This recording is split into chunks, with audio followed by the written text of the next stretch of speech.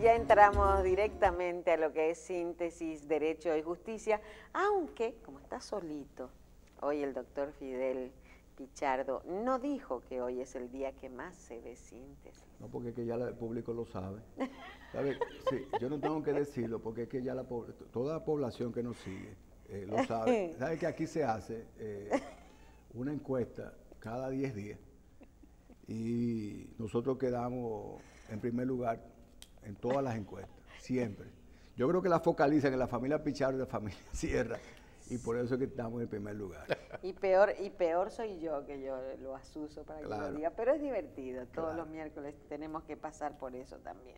Pero también recibimos a amigos. Y el día de hoy, el doctor Jorge Lora Castillo, abogado, amigo de Síntesis, viene a hacer un recuento de casos importantes que sucedieron en el pasado 2017 y que, bueno, que quizás arrastren en sus coleteos algunas cosas ya para el 2018. Bienvenido, doctor Lora. ¿Cómo le va? ¿Cómo está usted? Muchas gracias, mucha salud, que este año sea de prosperidad. Amén, y así sea. Todas cosas buenas. Gracias. La población ya sabe, todo el público de Síntesis ya conoce al doctor Jorge Lora Castillo. Y nosotros no tenemos que insistir tanto porque ya todo el mundo jurídico se sabe que el doctor Lora Castillo es un referente del derecho en República Dominicana. Es una generación que ha sustituido a los grandes juristas que ya por razones de edad y tiempo se han ido retirando. Jorge Lora, para mí, en mi opinión particular y de la mayoría de los que lo conocemos profesionalmente, uno de los mejores abogados del país. Y por eso está invitado hoy en el programa a tratar de hacer un esbozo breve de temas relevantes en el aspecto judicial. Buenos días, Jorge. ¿Cómo está todo? Buenos días, muchísimas gracias por los inmerecidos comentarios. No, eso no es inmerecido, tú lo sabes que no. En estos días, Jorge, presencié un panel en la Pucamaima sobre aspectos técnicos del derecho y en el que participó un magistrado como coordinador, algunos prestigiosos profesores de la Pucamaima y usted como abogado en ejercicio, y percibí personalmente cómo el ejercicio del día a día termina curtiendo, termina haciendo más profundo a aquel que está con la toga puesta todo el día, versus aquellos que con muchísimos méritos están solamente en la parte académica. Jorge, ¿cómo va el Poder Judicial? ¿Qué temas relevantes tenemos? ¿Realmente la cumbre sirvió para algo? ¿Tenemos mejoras?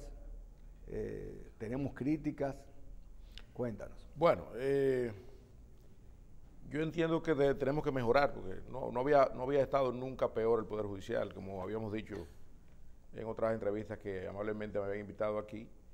De la cumbre judicial salieron cosas que yo entiendo que son favorables.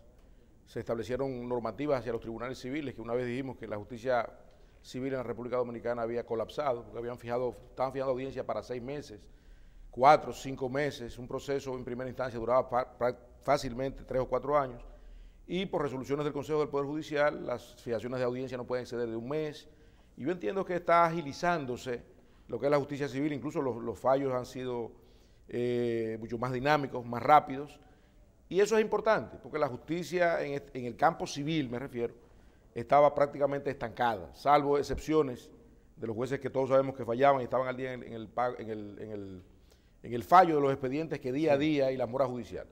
Yo entiendo que eso es resaltable, ojalá que siga así. Creo que se ha relajado un poco. Al principio los jueces estaban cumpliendo al pie de la letra las fijaciones de la audiencia a más tardar 1 mes, 45 días. Se ha relajado un poco, pero también hay que atender que un solo juez a veces conoce diariamente 60 y 70 procesos, lo que es un asunto sumamente difícil y complicado, oyendo abogados, conclusiones de partes, complicaciones que son obvias de una audiencia en donde hay 2 abogados encontrados, a veces más. Entonces yo entiendo que debe mejorar y creo que va a tender hacia la mejora. En el aspecto civil, ¿es un tema de falta de recursos o negligencia del personal o de los jueces? Nosotros nos reunimos con el profesor Mariano Germán y le hicimos una serie de observaciones, por ejemplo, en cuanto a la posibilidad, y eso es algo que la gente no entiende mucho, de que se aumentara la competencia en los juzgados de paz. Usted va a un juzgado de paz hoy, por ejemplo, y está vacío. Conoce de manutención a menores y conoce de casos de desalojo por falta de pago.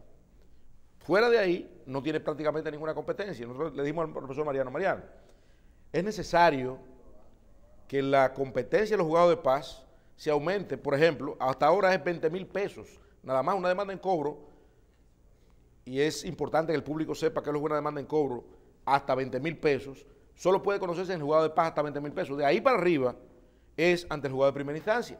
Entonces, dele competencia, emita un proyecto de ley, propóngalo al Congreso, donde la competencia en cuanto al monto del juzgado de paz aumente por lo menos a 10 o 15 salarios mínimos. Y entonces ahí se va a agilizar la justicia. No fijarlo en una cantidad, sino en salarios mínimos, para no tener que estarlos modificando constantemente, claro, que ese es el problema. Claro. Entonces, esa es una forma de, sin aumentar de mayor, en una manera grave, el presupuesto que se utiliza en la justicia, de facilitar los procesos, porque usted puede ir con una demanda de 300,000 pesos, una validez de embargo, una demanda en cobro ante un juzgado de paz que usted puede citar a un día franco. Entonces se agilizan los procesos, claro, y los comerciantes ven retribuida su dinero, su capital de trabajo de mayor facilidad. Eso no se ha hecho y creo que no se va a hacer porque no hay ese interés. Aquí se habla de operativos. Usted ve la Procuraduría de la República, por ejemplo, hablando de lo que estaban hablando ahorita, de lo que son el círculo vicioso de la miseria, de las niñas que tienen niños. Y lamentablemente eso lo que va a traer es que el individuo que se haga cargo de esa niña y de ese niño, sea el padre del niño o sea el padrastro o el quien sea, va a abusar de esa niña. Entonces usted ve que la Procuraduría de la República hace un operativo para eso, y el mismo día que hace el operativo y lo hace la opinión pública, matan 2 mujeres. Entonces, lamentablemente, no se puede vivir de operativo. Aquí hay que sistematizarlo todo, claro, que sea una cuestión que constantemente se apliquen los sistemas. Y eso, de esa manera, no va a padecer y no se va a complicar sobre la base de que cada cierto tiempo hay que hacer un operativo, lanzar gente a las calles, procuradores que estén nada más ligados a ese problema y lamentablemente vivimos ese círculo vicioso constante. Doctor, ¿todavía los temas de tránsito recorren todas las instancias? Sí, claro que sí, recorren en primera instancia, Corte de Apelación y Suprema Corte de Justicia. No solo eso, los tribunales ahora, muchas veces, los tribunales penales, que son los tribunales que originalmente tienen el apoderamiento para conocer del proceso en materia de simple policía correccional o de competencia en accidentes de tránsito, ley de 241 que fue modificada ahora. Entonces muchas veces la parte renuncia a ese proceso porque se le complica mucho más que en materia civil, donde puede conseguir una condenación contra la compañía de seguros y la parte sin que tenga la necesidad ni la obligación de ir el imputado al proceso como lo establece el Código Procesal Penal. Entonces lo que están haciendo muchos abogados es renunciando al proceso penal, archivando el proceso penal para irse hacia lo civil, y eso complica más la carga de los tribunales civiles. Lo ha llenado de procesos. De 50 audiencias en los tribunales civiles diariamente, quizás 30 o 35 son de accidentes de tránsito. ¿Qué solución práctica con la legislación actual podría buscarse? ¿O se necesitaría una modificación de la legislación? Yo entiendo que lo primero que hay que hacer es establecer unos tribunales especiales para eso. Tribunales especiales, por ejemplo, hay tribunal especial de tránsito, juzgado de paz especial de tránsito. ¿Por qué no hacer una jurisdicción civil de responsabilidad civil, claro, para tribunales de tránsito? Eso descargaría a los tribunales civiles de manera bárbara. Porque primero especializa el tribunal para eso y segundo, el juez se va a especializar en cuanto a al conocimiento de lo que es la responsabilidad civil cuasi delictual que es. Pero prohibiéndole, manejándole con una sola instancia, porque yo nunca he estado de acuerdo. Van a las Cortes, van a la Suprema Corte de Justicia, el cúmulo, el tapón se hará arriba. Es que el cúmulo es consecuencia de la falta de trabajo y la falta de dedicación. Yo nunca he estado de acuerdo en la prohibición de usted recurrir, porque el recurso es un medio constitucional que usted tiene para que un tribunal superior vea si el derecho fue bien o mal aplicado.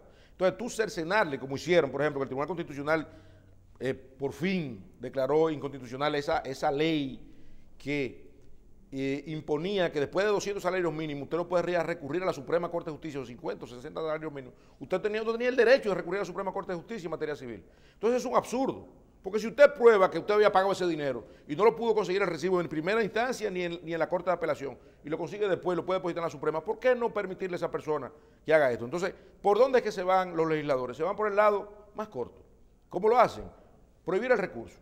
Y no puede ser así. El recurso es un medio constitucional que incluso está previsto en normas internacionales, en tratados de derechos humanos, el Pacto de San José. Consecuencia, cercenar la posibilidad a un ciudadano de recurrir por temas económicos, yo entiendo que es una barbaridad.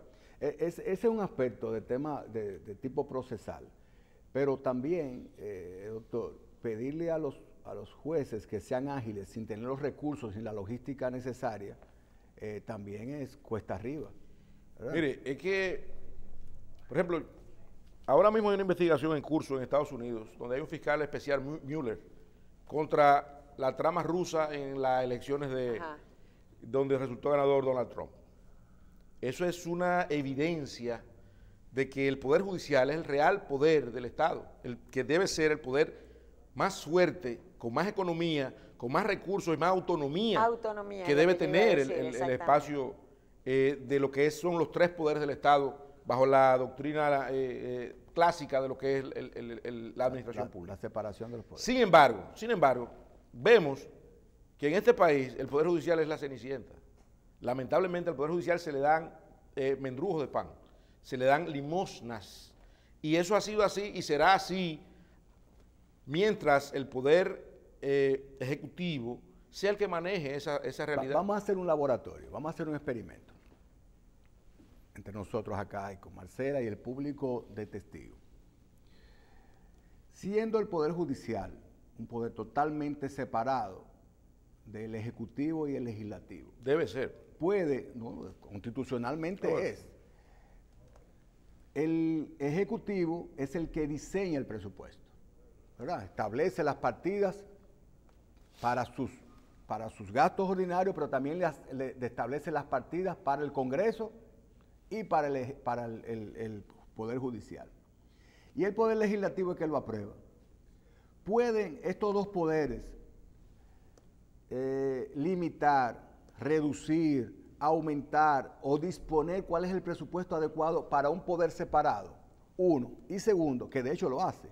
Y segundo, ¿puede el Poder Judicial, como poder del Estado, ejercer una acción de tipo, por ejemplo, estoy inventando, constitucional, para impedir que el Ejecutivo y el Legislativo le impongan el presupuesto? Vamos a analizar eso. Mira, el problema es que la Constitución de la República fue realizada con mala fe. Esa Constitución de 2010, que es de la más avanzada, según la mente de lo que lo hicieron, dicen ellos, de la más avanzada de Latinoamérica, que es un precedente, yo entiendo que es una especie de Frankenstein que fue ensamblado para fines que todos sabemos y conocemos. Entonces, bajo la premisa de la Constitución de la República, no puede declararse inconstitucional la propia Constitución. Porque uno puede declarar inconstitucional decretos, reglamentos, normas, etcétera, pero la propia Constitución no puede declararse inconstitucional. Entonces, bajo esa premisa, quien aprueba el presupuesto promovido y sometido por el Poder Ejecutivo es el Congreso. Y todos sabemos cómo está compuesto el Congreso y a qué intereses responde el Congreso. Entonces, establecer la inconstitucionalidad de la Constitución para establecer o ponderar la ilegalidad de la miseria que se le da al Ministerio, al Poder Judicial es imposible bajo el esquema constitucional que hay en la República Dominicana. Oye, ahora bien, y el conflicto entre separación de poderes y ese diseño de aprobación presupuestaria. El problema, o sea, quien lo diseña es el Ejecutivo, quien lo aprueba es el Legislativo, eso está establecido en la Constitución, pero la separación de los poderes también. Bien, entre esos dos derechos. Bajo la premisa de lo que vemos al día de hoy, te van a decir, no, pero el Poder Judicial es independiente. Pero ¿quién designa a los miembros del Poder Judicial? Lo designa el Consejo Nacional de la Magistratura. ¿Quién compone el Consejo Nacional de la Magistratura? Entonces, es una hipocresía lo que se vive en este país, lamentablemente, de lo que se supone que es la independencia real de un poder del Estado. Yo entiendo que bajo el esquema constitucional, independientemente de la probidad y la legitimidad de los jueces designados, independientemente de esa realidad, es un sofisma hablar de independencia del Poder Judicial, primero. Lo segundo es que bajo la miseria, bajo la poquedad, bajo el esquema de necesidad constante, es imposible que un poder funcione. Lo primero es que un poder judicial debe ser digno. Un poder judicial debe tener jueces que no tengan problemas en cuanto a inscribir a sus niños en el colegio, en cuanto a su gasolina, en cuanto a su vehículo, en cuanto a que una persona de la Suprema Corte de Justicia lo llame, como ha pasado, porque eso lo hemos vivido, y está ahí el caso de la magistrada de la cuarta sala, está el miembro del Consejo del Poder Judicial que iba donde los jueces y le decía, mira, viene de arriba. Entonces, eso lo hemos vivido. Entonces, no tienen esos jueces donde acudir a defenderse y decir, mira, esta persona que es miembro del Poder Judicial me está llamando para decirme que falla a favor de fulano de tal. Entonces, sobre esa base, aquí hay que hacer un cambio estructural, pero hay que sacarle los pisos al Congreso Nacional, tumbarlo si se quiere y volver a hacer una nueva constitución sobre la base de que legítimamente los nuevos poderes sean eso, Jorge, poderes legítimos e independientes uno de otro. Pero Jorge, hay una ley de presupuesto y autonomía presupuestaria del Poder Judicial que le asignó, si no me equivoco, creo que es el 2.5% del presupuesto de cada año, del presupuesto de cada año al Poder Judicial. Esa ley fue diseñada y aprobada en el Congreso y fue promulgada por el Ejecutivo. Sin embargo, cada año el presupuesto de la Nación, que es una ley, la Ley General de Presupuesto, viola la ley, establece excepciones para ese año, en ese presupuesto de cada año no se le asigne lo que legalmente le asignó el propio Ejecutivo. Entonces, esa ley que pretendía darle esa autonomía presupuestaria al Poder Judicial es violentada cada año a propuesta precisamente del Ejecutivo y es aprobada por el Legislativo. No se puede armar algo ante el mismo Constitucional, no me ocurre otra instancia, para que genere una discusión y que en los estamentos importantes, los que toman decisiones en el país, haya una reacción en defensa del presupuesto del Poder Judicial, porque si no tienen salarios dignos, si no tienen seguridad social, si no tienen garantizada la educación, son más susceptibles a ser premiados por la corrupción. Mira, el problema es que aquí creen que la fiebre está en las sábanas. Por ejemplo, el 4% de la educación fue una lucha constante y la sociedad se movilizó hacia esos fines. ¿Ha mejorado la educación en la República Dominicana? Esa es la pregunta. Sí, ¿qué se ha hecho? Salvo el ejercicio del nuevo ministro, que entiendo que está haciendo una labor encomiable. Lo que se había hecho hasta ahora era escuelas. Yo conozco de más de 10 escuelas que alumnos nunca han puesto el pie en ellas, que simplemente se inauguraron y se dejaron ahí. Entonces, establecer la ejecución de una ley, por ejemplo, como el 10% para los ayuntamientos. A los ayuntamientos del país, el 10% del presupuesto hay que repartírselo. Yo creo que no llega ni al 4% de lo que se le reparten a todos los ayuntamientos del país. Lo que tiende es hacia la autonomía de los ediles, la autonomía de las provincias, para que inviertan en sus provincias y descarguen al gobierno central, cosa que ha asumido a través de obras públicas, cosa que yo veo muy bien. Obras públicas se ha convertido en el ayuntamiento del país. Usted ve obras públicas donde quiera. Yo veo eso muy bien. Me dice un amigo del doctor Mariano, que me está escribiendo acá, que te mantengan lo del Poder Judicial, que no brinque para el municipal, que te concentre ahí, que le está gustando el tema. Dice aquí, me está gustando el tema, que no vaya al municipal, concéntrense ahí. Me escribió. Pero es que hay que hacer muchas cosas y todo tiene que ver con lo mismo, señores, porque estamos hablando del Poder Judicial y de la autonomía. ¿Qué pasa? Entonces aquí nada, óigame, Fidel, el problema es que aquí, lamentablemente, las leyes no se aplican. ¿Cómo usted va a Poder Ejecutivo a decir, mire, ese porcentaje que le corresponde al Poder Judicial, yo lo voy a transferir a los 180.000 millones de pesos que tiene el Poder Ejecutivo, para repartirlo como ellos quieran? 180.000 millones de pesos tiene el Poder Ejecutivo, la Presidencia de la República, en este presupuesto. ¿Y usted cree que eso es para que hacerlo de manera, si se quiere, discrecional? Y la justicia pidiendo chelito.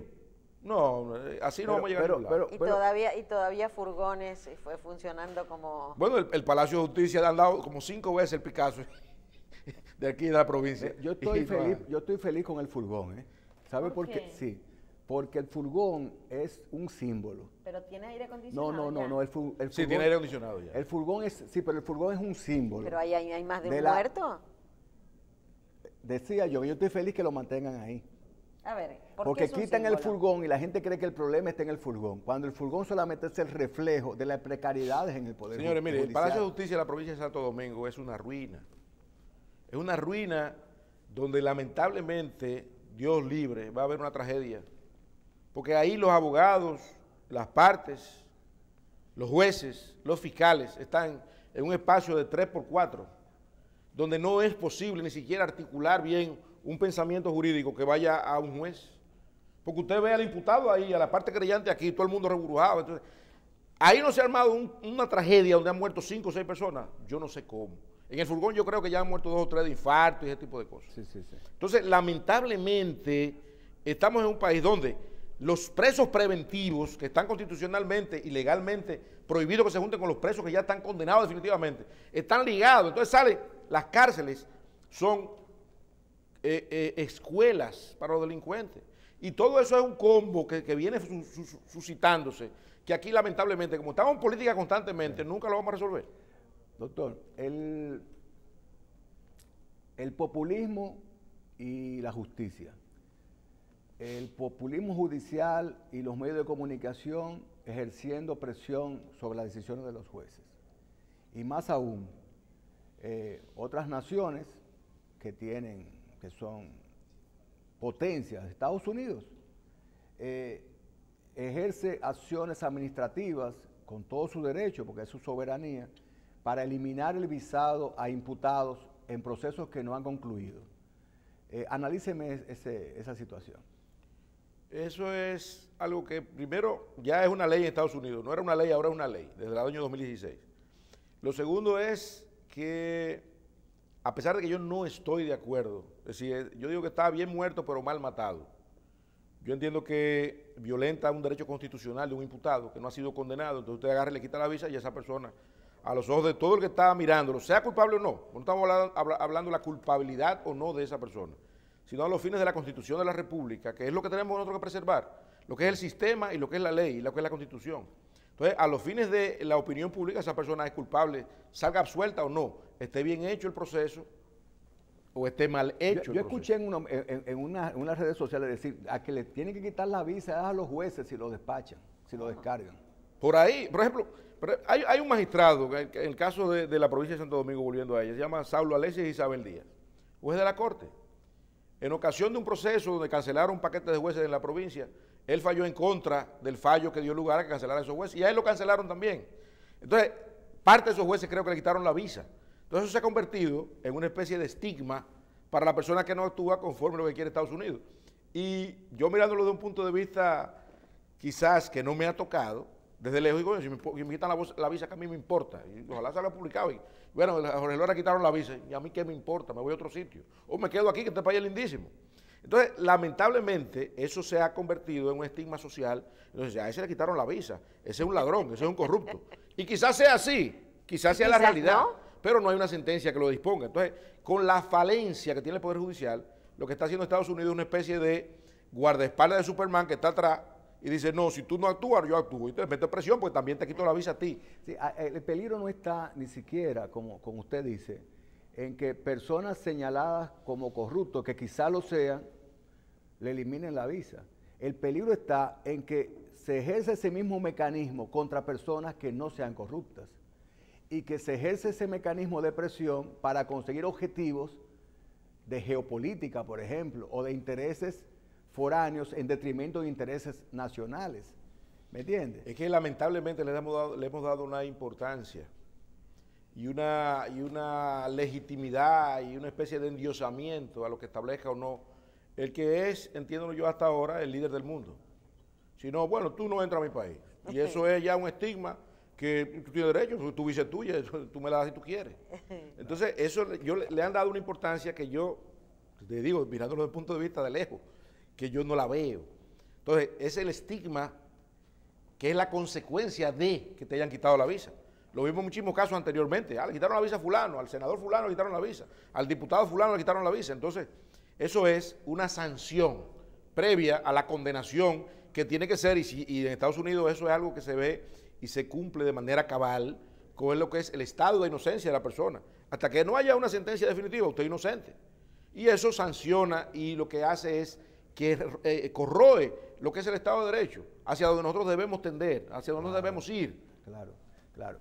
Doctor, quizás el caso más paradigmático de todo el año recién pasado y con perspectiva de ser un caso importante en el primer semestre de este año, es el caso de Brecht. Creo que el procurador ha anunciado que va a presentar acusación en el mes de febrero, según vino a reseña. ¿Cómo va ese proceso? ¿Cómo usted lo ve? ¿Se está manejando adecuadamente? ¿Cree que puede sentarse un precedente en el país? ¿O usted cree que es más de lo mismo? ¿Cuál es su opinión? Yo tengo pocas expectativas con ese caso. Lo primero es que es un caso que ha sido muy mediático. El procurador se ha convertido en una especie de relacionador público de su propio expediente. Yo entiendo que él, el organismo investigador, lo tiene que hacer investigar.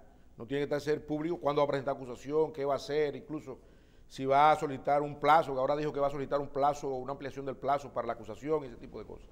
En ese sentido yo le veo pocas expectativas, no creo que... Y vamos a partir de un hecho fundamental. Recuerden que todos esos imputados fueron citados a la Procuraduría antes de presentar acusación para interrogarlos.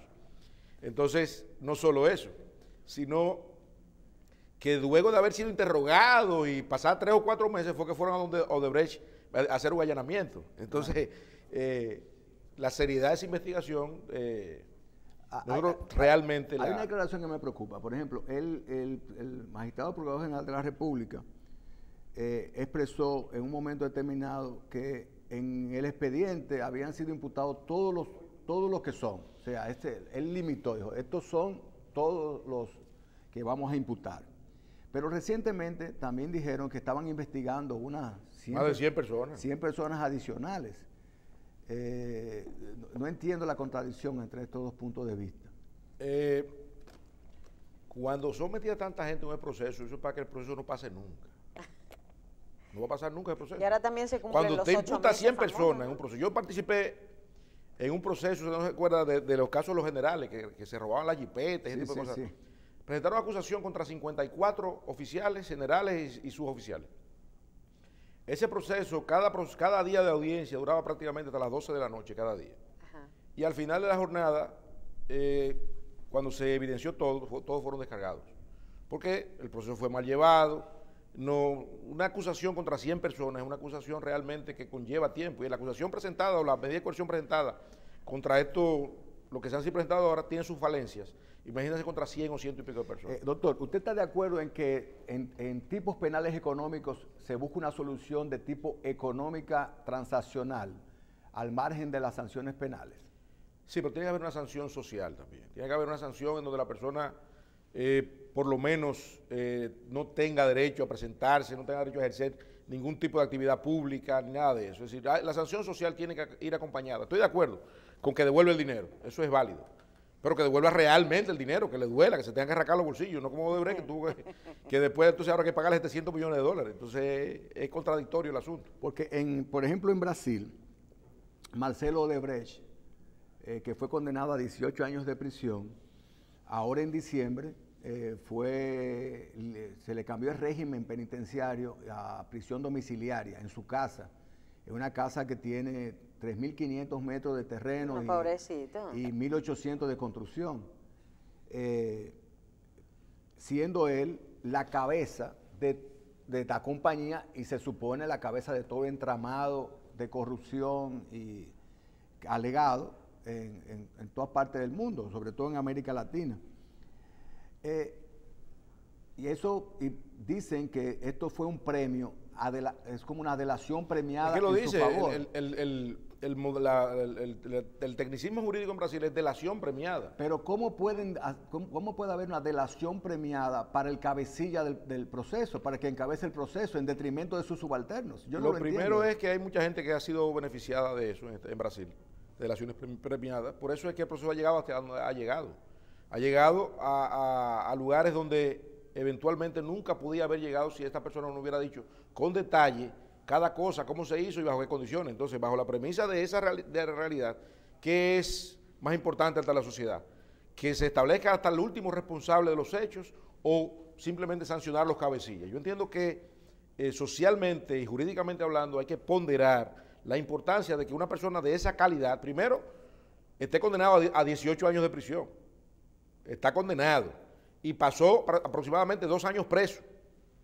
Y creo que va a pasar 3 años más en arresto domiciliario. Estamos hablando de una de las personas más ricas del mundo. Estamos hablando también de que en ese proceso ahí se ha llevado prácticamente la cúpula política de Brasil como consecuencia de esas delaciones. Entonces es importante que esa pus salga y que esos nacidos se corten por lo sano. Entonces yo en principio estoy de acuerdo con eso, pero esa persona no fue simplemente excluida o amnistiada, sino que va a pasar prisión domiciliaria, puede ser en un palacio, usted pasa 5 días sin poder salir de su casa, hay un problema grave. Entonces eso es una sanción y primero que se ha demostrado que las personas fueron bajo la base de una estructura mafiosa, no solo en Brasil, sino en América Latina completa, incluyendo este país. Sí.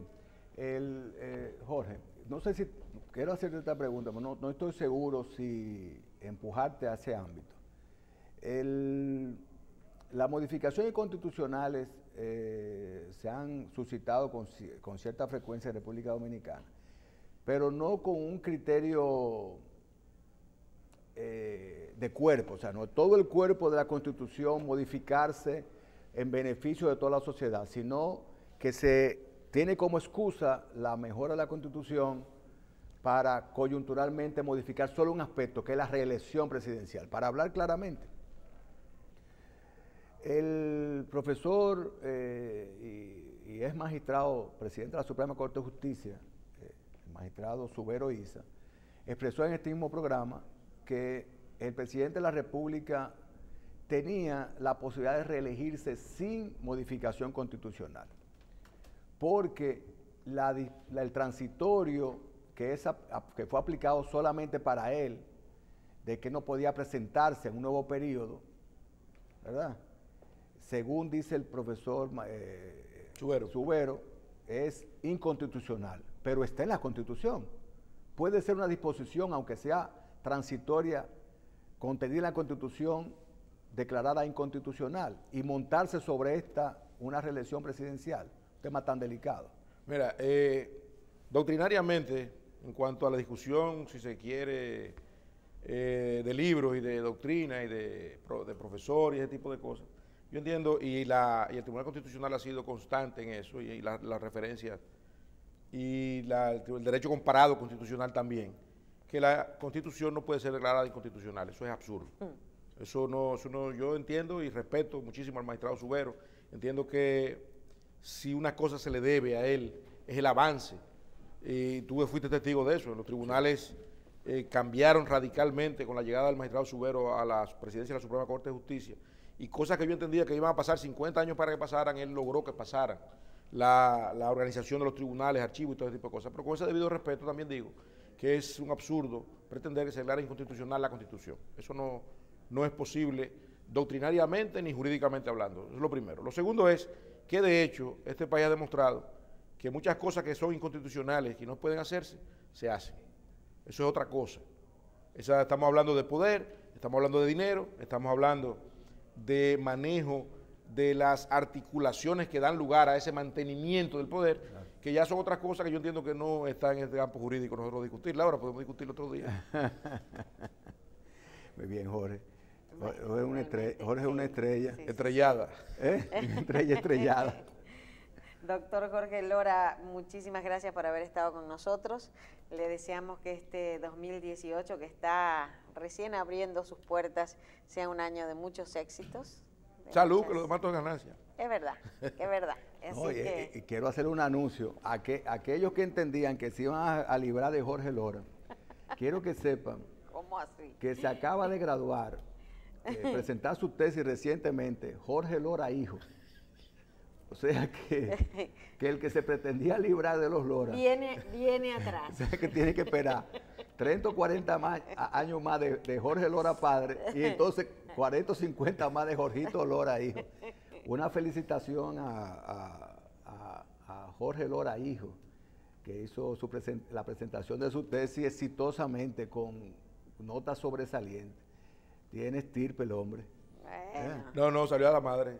¿Salió? A la madre. A eso que me refiero. A eso que me refiero. Ah, ok. ¿Tú pensabas que era por ti? No, perdón.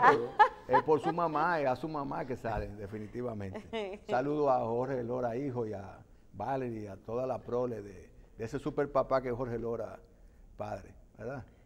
Muchas gracias. Muchísimas gracias y bueno, no nos deje abandonados tanto tiempo, ¿eh? No. Si me invitan, vengo. Así será. Muchísimas gracias al doctor Jorge Lora Castillo. Y Fidel, ya usted sabe, es el programa que más se ve. Dice. Hicimos el programa a pesar de Leo. Oye, No y de acusen a Michelle Leo. también. pero qué traidores. Y de Michelle también. Y Michelle Jacín, que está en Londres, disfrutando, mientras nosotros estamos aquí tirando para adelante. ¿Usted cree que realmente nos hicieron mucha falta, eh? A mí no.